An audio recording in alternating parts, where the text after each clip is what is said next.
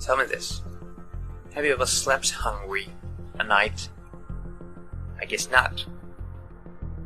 Because hunger doesn't let you sleep. Because the stomach craves food that you haven't taken, that you were supposed to take. In the same way, the hunger for success brings rage with it. You cannot sleep.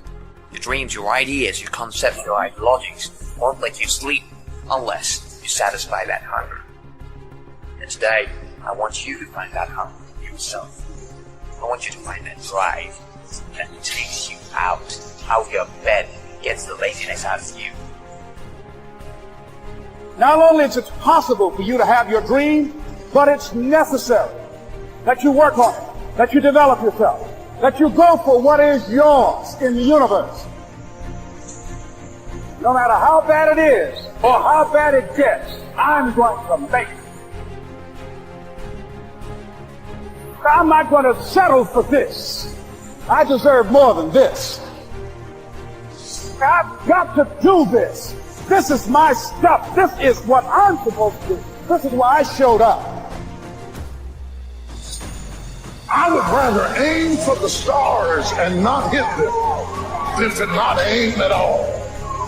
I would rather go after it and not get it than not go after it at all. I'd rather try and fail than not try at all. I don't want to live with the idea of wonder what would have happened had I done more with my life. I'm going to go for it, come hell or high water.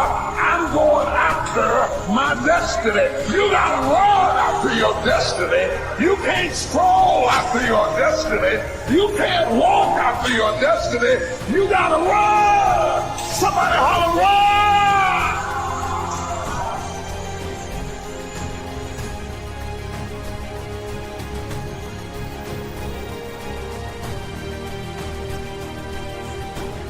You got to find ways to increase your sense of self-appreciation, because if you don't, you're bombarded with negative stuff every day that beats you down. You will find yourself unconsciously engaged in self-destructive behavior. If you don't program yourself, life will program you.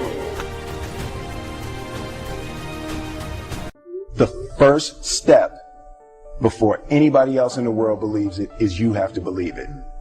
There's no reason to have a plan B because it distracts from plan A. If you can see it here, and you have the courage enough to speak it, it will happen. You see what I'm saying? You want to be in a dominating point, okay? So what we got to do is we got to get you thinking. We got to get you thinking like the dominators think. How do they act? How does Warren Buffett act? What does Warren Buffett do with his time all the time? Those are the people I study today. I don't study the people that I went to school with, the teachers I went to school with. I don't even study my own family members. Okay? I'm looking for people that are way up here that I can say, hey, what are they doing? Because they're doing it right. So I look to surround myself with people that can dominate, people that are certain, okay? People that know what they're doing, people that are in control. You know, if you don't surround yourself with other dreamers, here's what I know. If 9 of your friends are broke, you're going to be the 10th one. That's it. If 7 of your friends smoke, you're going to be number 8. If you stay with that circle of friends, you've got to surround yourself with like-minded people. See, stop telling your big dreams to small-minded people. If you don't go home tonight tossing and turning, truly making a decision where you're tired and jacked up at the same time, then I'm not talking to you. Weird things happen to people when you make a decision. My mom wanted me to be a truck driver because that would mean I'd make $24,000 a year if I went to Truck Masters, and that would be twice what my father made. And she thought that would happen, but something inside of me said, I don't want to drive a truck. There's something else that matters more to me, and I decided I was not going to go for money instead of passion. And the reward's been pretty amazingly better than being a truck driver. It's not bad being a truck driver, it's just not what I was after. And I look back, and one of the things that helped me was my original teacher, Jim Rohn, who's a personal development speaker. I went to hear when I was 17. He said something the first time I heard him, and he said, you know, it's really simple. If you want life to change, you got to change. If you want life to be better, you've got to get better. It's the only way it happens. And luck will show up for people and it'll leave them. But if you're constantly improving who you are and what you give, game over.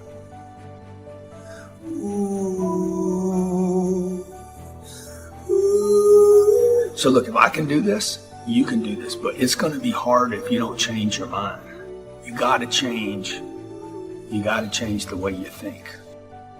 And the way to change the way you think, ultimately there's two ways, okay? I mean, there's probably 3 or 4 ways, but first of all, the one way is to start discipline yourself. Catch yourself every time you say, I don't have time, say, hey, I create time. Every time you say, I don't have money, I create money. I put the third eye on Einstein's forehead because I respect him as a visionary and a person that can see what doesn't exist in most people's eyes. Most of you guys focus on all of the things that you can see. A visionary specializes. Only those who can see the invisible can do the impossible. Only those that can see the invisible. How do you see something that doesn't exist? You have to be a visionary. You have to be a person that can say, yo, I just seen something. I'm talking about people that really want to figure out how to move themselves forward. And, I find that so many of us think that our dreams are unreachable or unrealistic, and it's just so sad. I mean, people think that their dreams disappear. And if that's what you think, congratulations, you're officially stuck. And the truth is that our dreams are always there, and they don't ever give up on us. We give up on them. But here's the secret. If you just force yourself, and I mean force, because I know damn well none of you want to do anything about this, but if you just force yourself to take a couple small steps, there's always a surprise.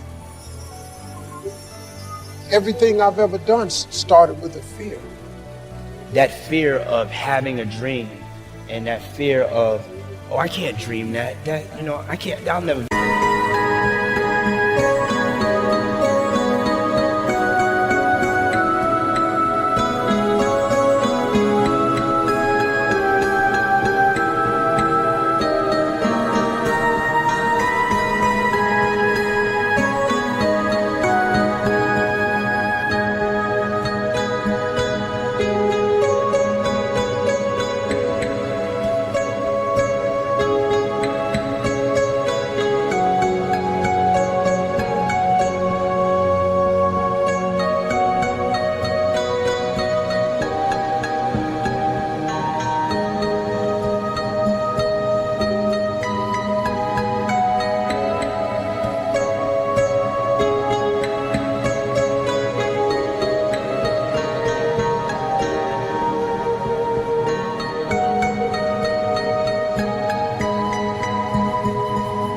Able to do that. Right. It was important to know that yes, you can have that dream, but you have to know honestly what it's going to take for you to achieve that dream. And so then I came up with the quote, and it goes for everybody, all genders, all races. Don't be afraid to close your eyes and dream, but then you have to open your eyes and see the reality of what it's going to take for you to achieve that dream. And a lot of people, they kind of see whether it's musicians or athletes or entertainers or even just successful people, but they don't understand the thing that it takes for them to get to the point that they've gotten. And that's why it's a very important quote to me, and I think it has inspired people, and it inspires me every day. See, this is what people did. They set a target. Remember when you were a kid and you set targets that were big, giant, had nothing to do with reason? They were giant, right? And then you had some difficulty getting to it, and somebody said, what? Dude, your goals are unrealistic. You need to drop your goals down and add 40 years and end up with nothing. Certainly not congruent with your potential. How many believe you have more potential than you're going for right now? Dude, it's way up here. It's beyond what you're going for. So you want to set it here. I want to set my targets up here. I never lower a target. Never, ever. That's my target. I'll fail on my target. My whole lifetime I might fail on that target, but I won't let it go. Success is something entirely subjective. Success is not about having lots of money, living in a big mansion, having an indigo suit. Absolutely not. That's part of it, but it's not the whole of it. You see, success is when you attribute value to things that matter to you. If you don't love what you do, it's going to be hard to continue. Do you know why so many people don't like their jobs? It's because there's no heart in it. They're just doing it to get the money at the end. You got to enjoy the process and then trust the process. And that's how to get a small vision off the ground, the come up.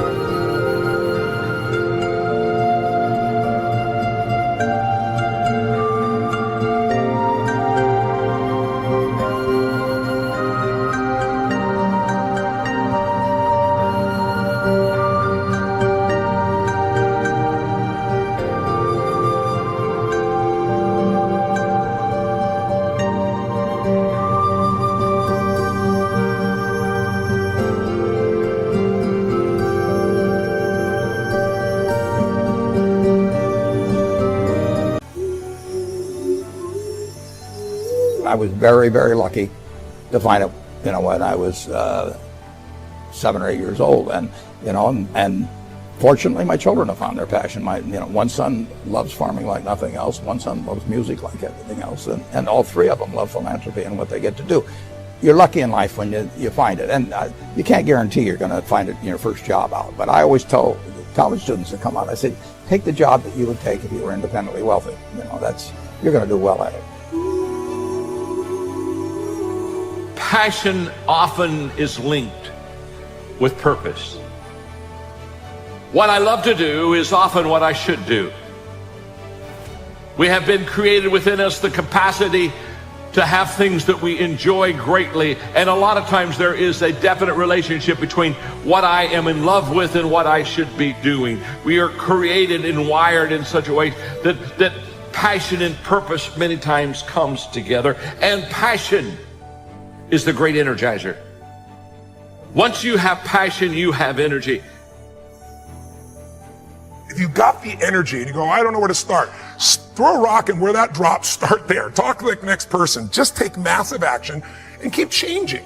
If you want to speed up the result, you find someone who's already getting the result you want. They've lost 30 pounds. Do what they did. They have a relationship that's passionate 20 years later. Let's figure out what they're doing. That's the way that you do it. And then the third thing is, if you really know what you want and you're obsessed by it, you got all this energy and drive and you're taking massive action, you're changing your approach, you're doing what works. The third thing we need is grace. Whatever you move toward, if you move toward success seems to start coming your way. So figure out what you could do to make the move, to begin the early qualifications and then sustain the qualifications, and success is yours and health is yours and all valuable things.